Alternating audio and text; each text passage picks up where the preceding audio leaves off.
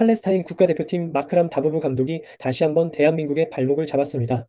팔레스타인은 19일 오후 11시 요르단 암만에 위치한 암만 국제경기장에서 열린 한국과 2026 국제축구연맹 북중미 월드컵 아시아 3차 예선 B조 6차전 중립 경기에서 1대1 무승부를 거뒀습니다.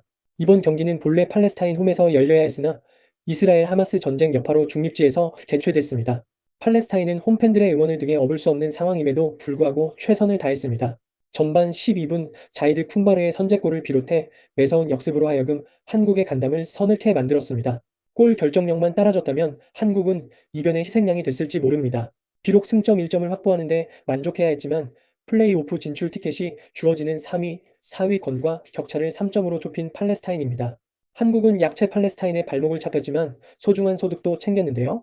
팔레스타인이 우리나라의 취약점을 정확히 건드렸습니다. 바로 중원 사령관 황인범이 꽁꽁 묶였습니다. 황인범이 집중 견제를 당하자 우리나라의 공격 루트는 매우 단순해졌습니다.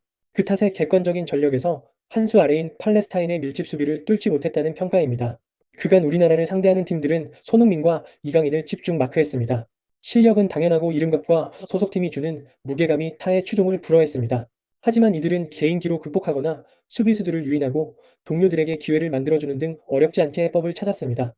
그러나 공격의 시발점이 되는 황인범이 막히자 이야기가 달라졌습니다.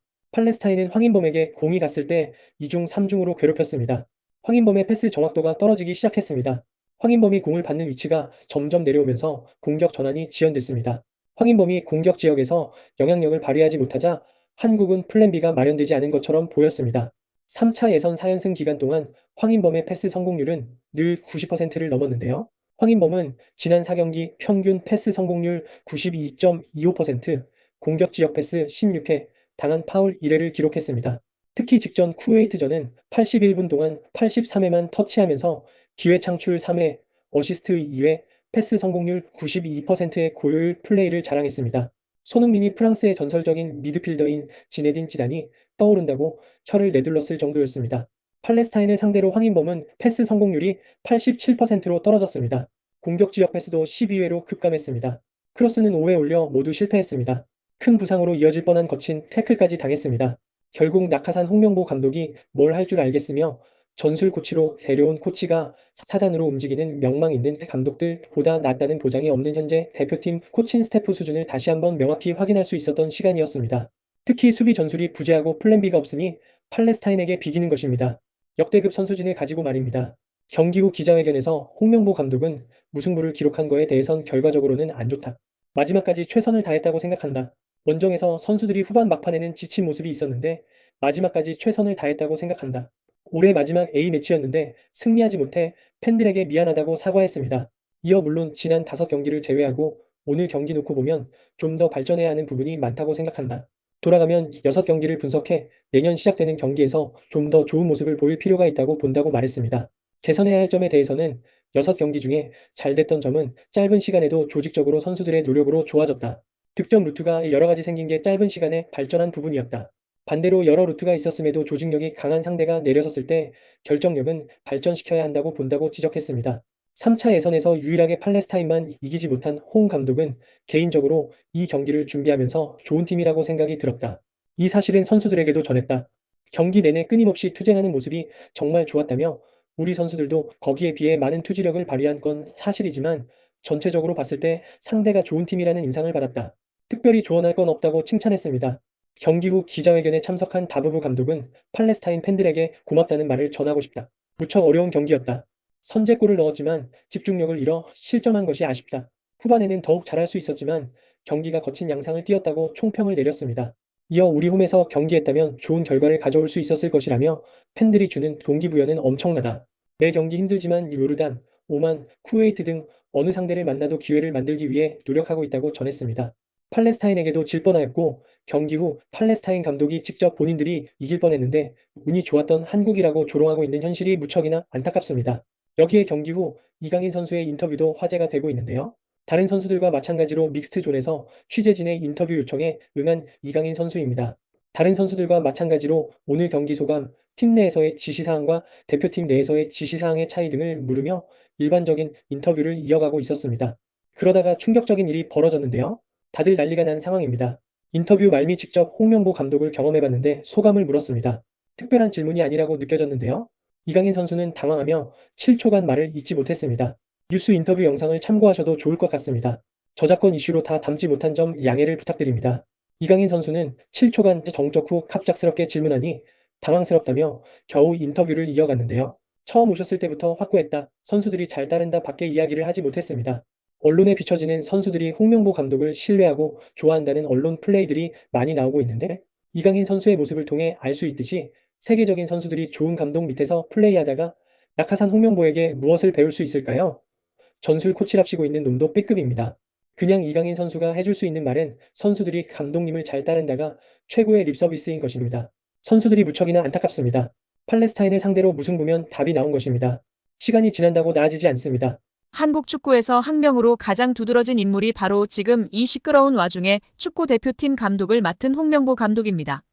박종환 감독이 대표팀을 이끌던 1995년 한국팀은 코리아컵 준결승전에서 예선에서 쉽게 승리했던 잠비아에 패했습니다.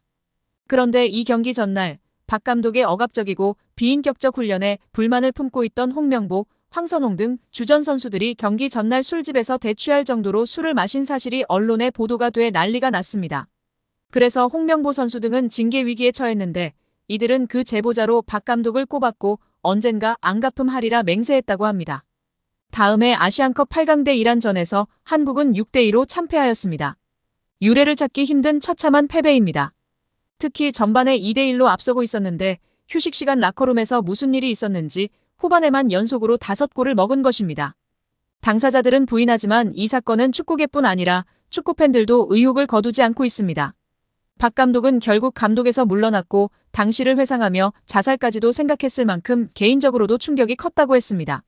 한국이 참패를 당하자 국내 언론들은 11회를 이끌고 있는 홍명보가 태업을 이끌었다. 박종환 감독을 끌어내리기 위해 선수들이 태업을 했다라는 등의 뒷말들이 나돌기는 했지만 끝내 참패 원인의 진실은 밝혀지지 않았습니다. 당시 한 언론은 홍명보 선수가 과학적이고 체계적으로 지도하는 감독을 원한다며 스파르타식 훈련을 고집하는 박종환 감독에게 노골적인 반기를 들었지만 누구보다도 체계적으로 지도했던 아나톨리 비쇼베츠 전 감독에게도 노골적인 불만을 터뜨렸다고 전했습니다. 조중현 당시 KBS 해설위원조차 홍명보가 선수로서의 본분을 망각한 것 같다. 옛날에는 감독의 그림자도 밟지 않았는데 어쩌다 이 지경이 됐는지 모르겠다고 개탄했다고 합니다. 하석주 전 전남 감독은 최근 언론 매체 오센과의 인터뷰에서 11회는 그냥 봉사단체다. 내가 회장을 맡고 있다. 라고 밝힐 뿐 특별한 이야기는 하지 않았었습니다. 성명보 울산 HD 감독이 10년 만에 대한민국 축구 국가대표팀 사령탑으로 복귀하는 가운데 방송인 안정환이 전했던 홍 감독의 회고가 누리꾼들 사이에서 재조명되고 있습니다. 대한축구협회는 지난 8일 서울 종로구 축구회관에서 브리핑을 열고 홍명보 감독을 새 대표팀 사령탑으로 내정했다며 계약 기간은 2027년 1월 사우디아라비아에서 개최되는 아시안컵까지라고 밝혔습니다. 이로써 홍명보 감독은 2014년 6월 브라질 월드컵 실패 책임을 지기 위해 대표팀 사령탑에서 물러난 지 10년 만에 다시 대표팀 감독이 됐습니다. 축구팬들은 한창 시즌 중인 K리그 팀의 감독을 대표팀 사령탑에 앉히는 선택을 한 축구협회에 비판 목소리를 냈습니다. 팬들은 대표팀 감독직을 수락한 홍명보 감독에게도 실망감을 드러내며 온라인 커뮤니티, SNS 등에 다시 보는 안정환이 말하는 홍명보 감독이란 제목의 게시물을 공유했습니다. 게시물에는 축구선수 출신 안정환이 2018년 10월 KBS 예능 대화의 희열 5회에 출연한 모습이 담겼습니다. 그는 당시 방송에서 홍명보 감독이 털어놓은 브라질 월드컵 회고 내용을 공개했습니다. 브라질 월드컵에서 홍명보 감독이 이끈 대표팀은 1무 2패 졸전 끝에 조별리그 탈락했습니다. 안정환은 원래 홍명보 형과 브라질 월드컵 이후 감독과 코치로 지도자 생활을 함께하자고 약속했었다며 저는 준비가 됐는데 명보 형이 경질되면서 계획이 무산됐다고 밝혔습니다. 안정환은 경기의 결과는 감독이 책임질 몫이기 때문에 어쩔 수 없는 것이라며 명보 형이 감독에서 물러난 뒤 함께 술을 마셨는데 조금 서글펐던 한마디를 하더라고 했습니다. 이어 그는 명보 형이 대한민국이 날 버렸어라고 말했다며 한국 축구의 리더였던 홍명보 감독이 무너지는 듯한 모습에 안타까웠다고 토로했습니다. 과거 발언을 재조명하는 게시물에 누리꾼들은 그래서 이번에 울산 HD와 K리그를 버린 것이냐며 시즌 중에 팀을 떠나려고 한 홍명보 감독에게 실망감을 표출하고 있습니다.